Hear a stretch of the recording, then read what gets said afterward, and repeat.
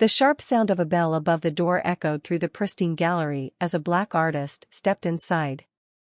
The high-end space, located in the heart of New York City's art district, radiated exclusivity.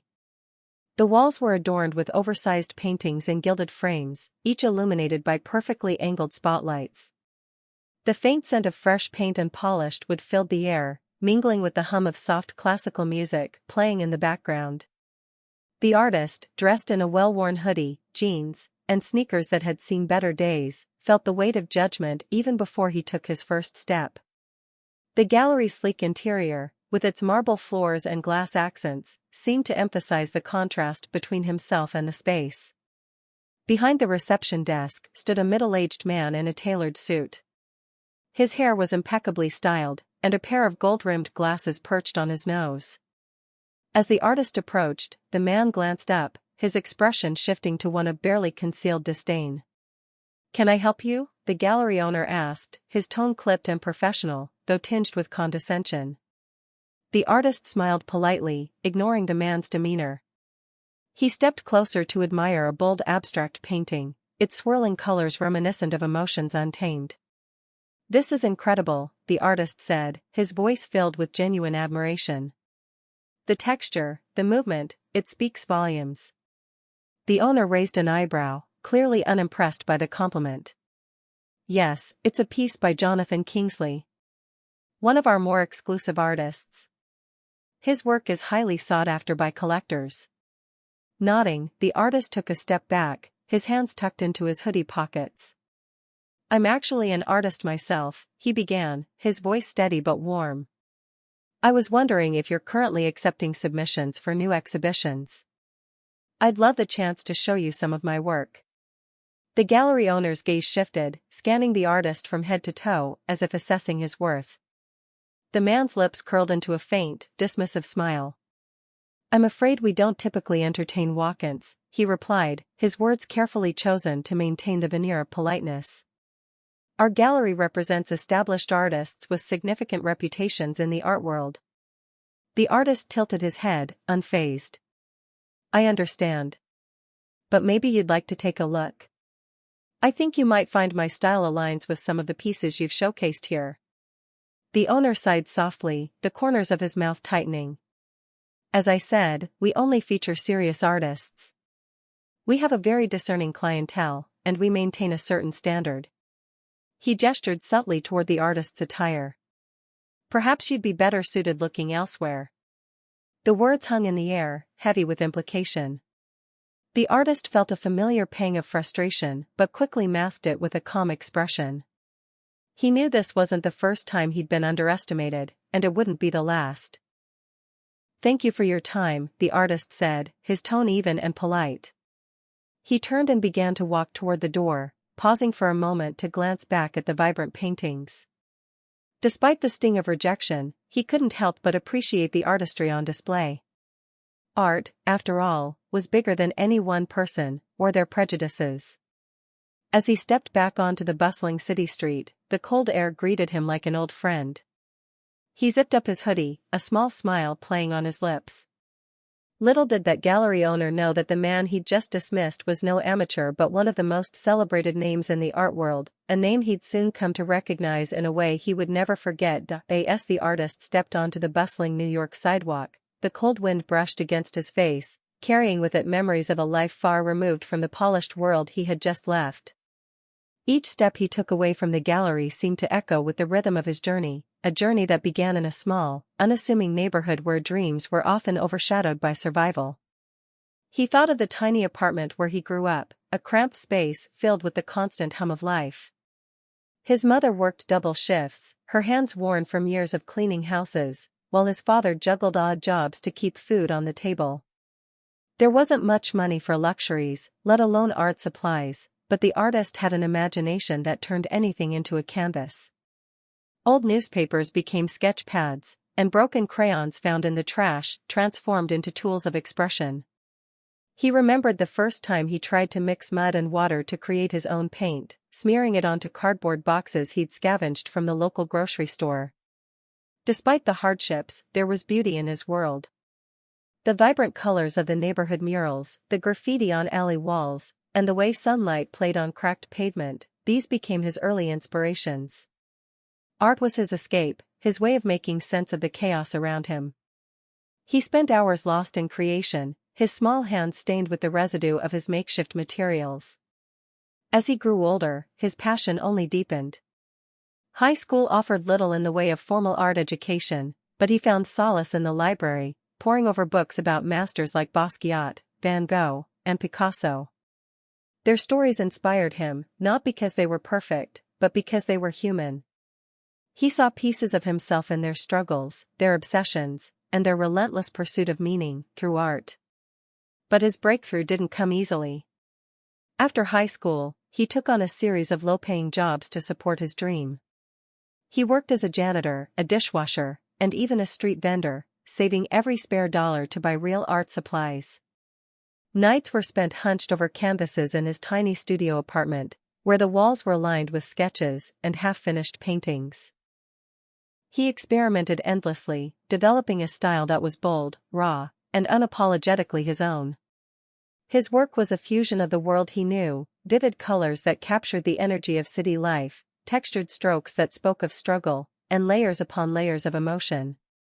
His first real opportunity came in the form of a small, underground art show. A friend had convinced him to submit a piece, and to his surprise, it was accepted. On the night of the exhibit, he watched nervously as strangers paused in front of his painting. He could see their reactions, their curiosity, their questions, and, most importantly, their connection to his work. By the end of the evening, the piece had sold for a modest sum, but the validation was priceless. It was the first step toward something bigger. Over the years, his name began to circulate among collectors and critics. His art, once dismissed as too unconventional, was now celebrated for its authenticity and depth. He had a way of making people feel something profound, of capturing the essence of the human experience in ways words could not. His pieces were featured in galleries and museums, and soon, international auctions began to call. The numbers attached to his work skyrocketed, each sale a testament to the value of his vision. Yet, despite the acclaim, the artist remained grounded. He chose to keep a low profile, avoiding the glitz and glamour that often came with fame. "Let the art speak for itself," he would say whenever someone asked why he shied away from the spotlight. For him, the joy was in the creation, not the accolades. His studio, now a spacious haven filled with light and inspiration, was where he felt most at home. As he walked through the crowded city streets, the memories filled him with a quiet pride. He had risen from the shadows of obscurity, carving out a place for himself in a world that often sought to dismiss him. And yet, he had not forgotten where he came from or the people who believed in him when no one else did. He glanced back at the gallery he'd just left, a faint smile tugging at his lips. The dismissive owner had no idea who he was or the weight of his story. But that was fine. He wasn't there to prove himself. He had already done that on a far larger stage.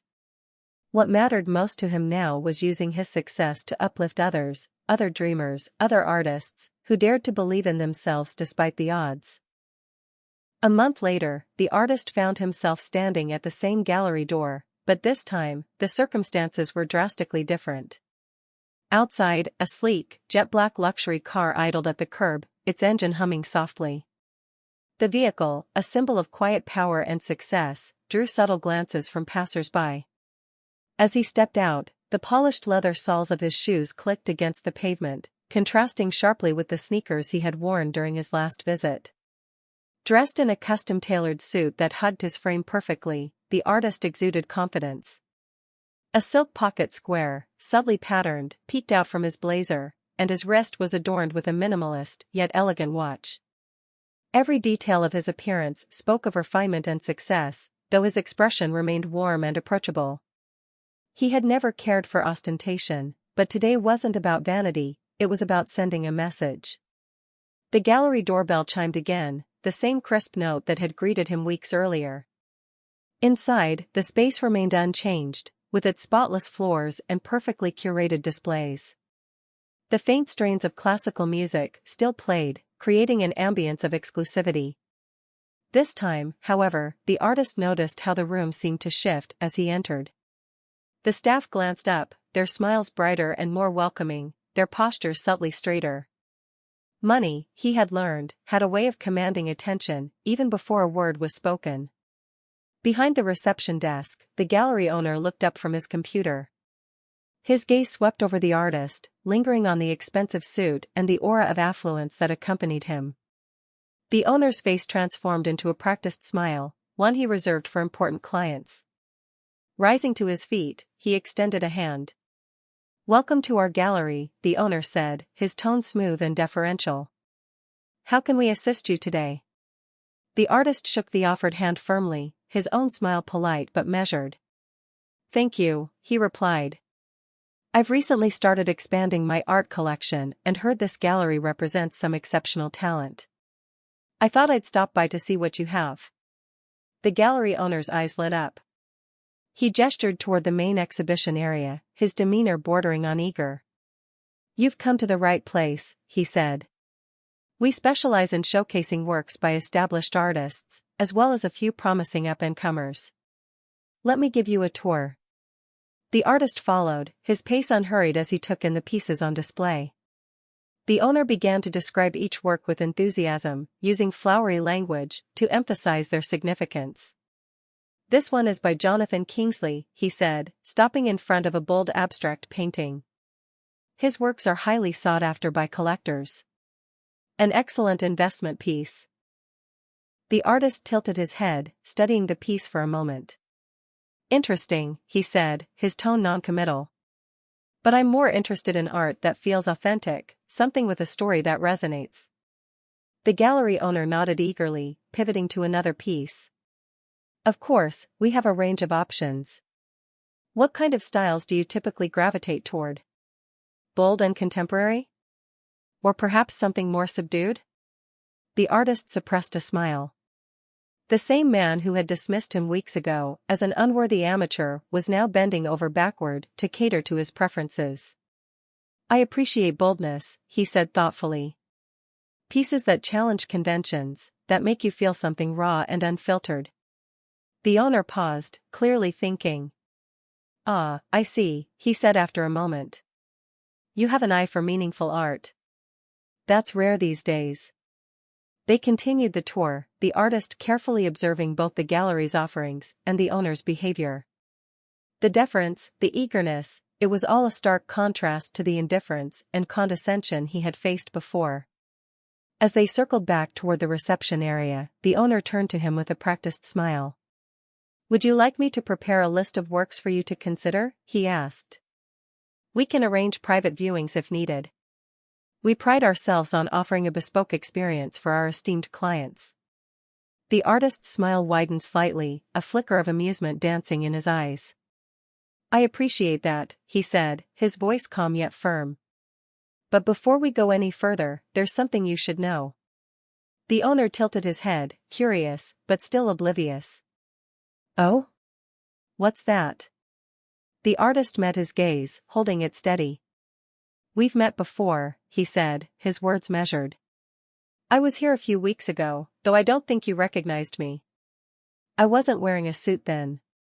The owner's brow furrowed, confusion flickering across his face. Slowly, realization began to dawn, his eyes widening as he remembered the casually dressed man who had asked about showcasing his own work. The man he had dismissed with barely concealed disdain. The owner stammered, his confidence faltering. "I didn't realize." The artist raised a hand, cutting him off gently. "It's fine," he said, his tone even. "But I wanted to make a point. Art isn't about appearances. It's about substance, about the connection it creates. Maybe it's time you started looking beyond the surface." The gallery owner stood frozen, his polished demeanor cracking as he struggled to find a response. The artist, satisfied, gave him a nod. "Thank you for your time," he said, turning toward the door. "But I think I'll continue my search elsewhere." As he stepped back into the city's chaos, the artist felt a sense of closure. He had returned not to prove himself, but to remind the world, and himself, that success was sweetest when earned on one's own terms. The gallery owner led the artist toward a small, private room at the back of the gallery. This exclusive space was reserved for high-value clients, a place where expensive pieces were displayed away from the prying eyes of the general public.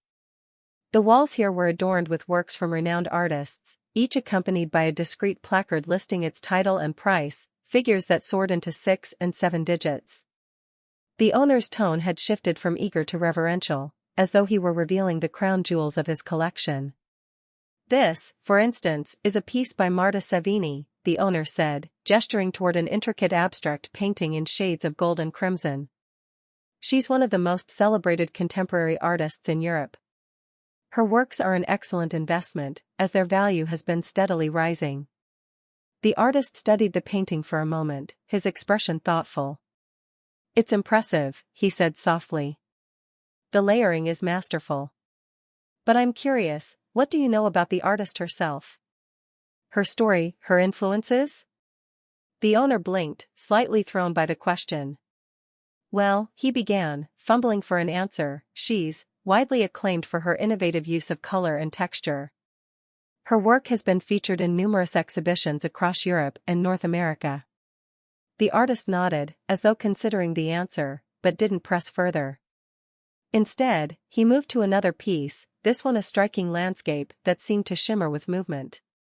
He glanced at the owner, who immediately launched into another rehearsed explanation about the artist's accolades and the painting's market value.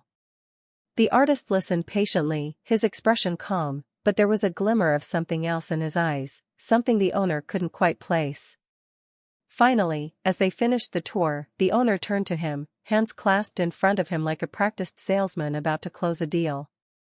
"So," the owner said with a smile, "do you see anything that catches your eye? I'd be happy to arrange a private sale or reserve a piece for you.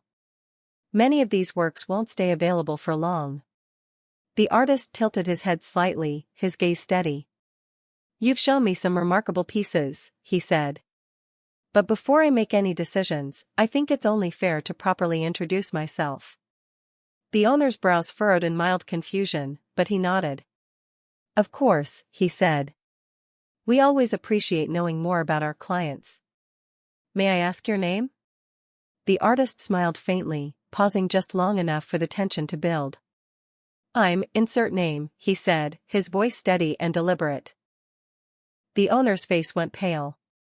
He blinked, his lips parting as though to speak, but no words came out. The name wasn't just familiar, it was one of the most talked about names in the art world. The artist standing before him wasn't just another wealthy collector.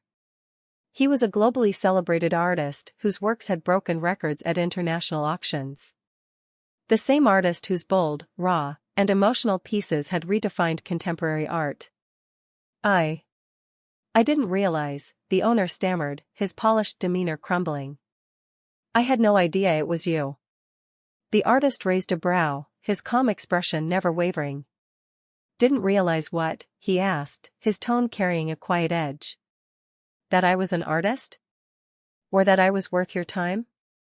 The owner's face reddened, and he quickly tried to recover. "I must apologize," he said hastily. "If I came across as dismissive before, it was unintentional." The artist raised a hand, cutting him off. "There's no need to apologize," he said, his voice steady but firm. "But let me ask you something. A few weeks ago, I came here as a fellow artist, hoping to share my work. You told me you only represent serious artists. Now I'm here as a buyer, and suddenly, I'm worth your time. What changed?" The question hung in the air like a challenge, and the owner looked down, unable to meet the artist's gaze. I was mistaken," he mumbled. "I didn't mean to." The artist shook his head, his expression softening slightly. "It's not just about me," he said. "How many others have you dismissed because they didn't look the part? How many voices have you ignored because they didn't fit your idea of what an artist or a client should be?" The owner's silence spoke volumes. He shifted uncomfortably, his confidence now completely eroded. The artist took a step back, letting the moment sink in. "Art isn't about appearances," the artist continued, his voice calm but firm. It's about substance. It's about connection.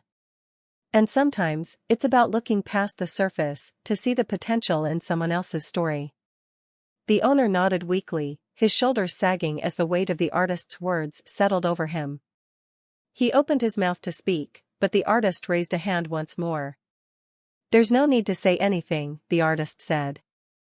"I've seen what I needed to see." With that, he turned and walked toward the door, leaving the owner standing in stunned silence.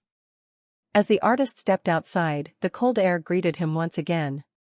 He glanced back at the gallery for a brief moment, a small smile playing on his lips. This time, he walked away not as someone dismissed, but as someone who had reminded the world, however briefly, of the power of respect and the strength of humility. As the artist turned back toward the gallery's main floor, his steps deliberate and composed, he saw the gallery staff gathered near the reception desk. The gallery owner, still visibly shaken by the realization of the artist's identity, stood among them, his posture stiff and his expression a mix of embarrassment and uncertainty. The air was thick with tension, as if everyone in the room sensed that something significant was about to unfold. Instead of walking out the door as he had originally planned, the artist paused in the center of the room. He turned to face the small audience that had unintentionally gathered. With a calm but commanding presence, he addressed them, his voice steady yet filled with quiet conviction. "I'd like to share something with all of you," he began, his eyes moving from one face to another, ensuring he had their full attention. "Not long ago, I came into this gallery dressed in a hoodie and sneakers.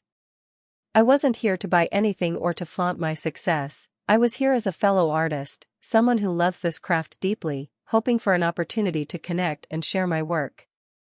The room was silent, save for the faint hum of the air conditioning and the distant sounds of the city beyond the glass doors.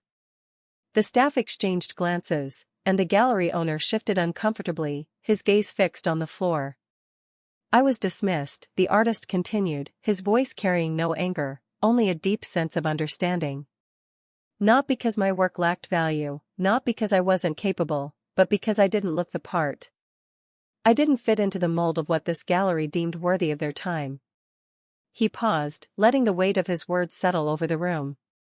The staff, some of whom had likely witnessed the earlier encounter, now seemed to reflect on their own biases and assumptions. "I didn't hold it against you," the artist said, turning his gaze to the gallery owner. "I've faced moments like that throughout my life. Moments where people saw only the surface and decided that was all there was to me. But what I've learned is that art, true art, isn't about surfaces. It's about depth. It's about connection.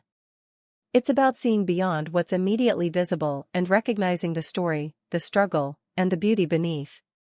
The gallery owner looked up then, his face a mix of shame and regret. "You're absolutely right," he said quietly, his voice barely above a whisper. "I made a mistake, a terrible one. And for that, I truly apologize." The artist nodded, acknowledging the apology but not dwelling on it. "Apologies are a start," he said. "But what's more important is what comes next. It's about how you choose to move forward. How you choose to treat the next person who walks through those doors, whether they're dressed in designer suits or denim jackets." He turned his attention to the staff, his expression softening. "Every person has a story. Every artist has a journey. And sometimes, the greatest talent comes from places you'd least expect. Don't close your doors, or your minds, because of appearances. Art is about seeing beyond the surface. Maybe it's time this gallery starts practicing that." The words hung in the air, powerful and unyielding, and the staff nodded, some looking visibly moved. The gallery owner opened his mouth to respond, but the artist raised a hand, signaling that he wasn't finished. "I'm not here to prove myself," the artist said. "I've already done that in ways that speak for themselves. But I am here to remind you, and everyone else in this space, of the responsibility we all have in this world, to lift each other up, to recognize potential, and to create opportunities for those who deserve them." With that, the artist reached into his pocket and pulled out a piece of paper. It was a printed image of a painting, raw, vibrant, and bursting with energy.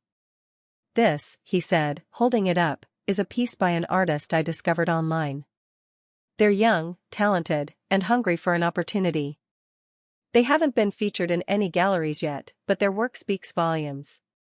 He walked over to the gallery owner and handed him the paper. You might want to consider giving them a chance, he said. But whether you do or not, I've already decided to invest in their work. Because that's what matters, not just taking space in the art world but making space for others. The gallery owner took the paper, his hands trembling slightly. Thank you, he said, his voice filled with genuine gratitude and humility. I'll think about what you've said. Truly. The artist nodded, his expression calm but resolute.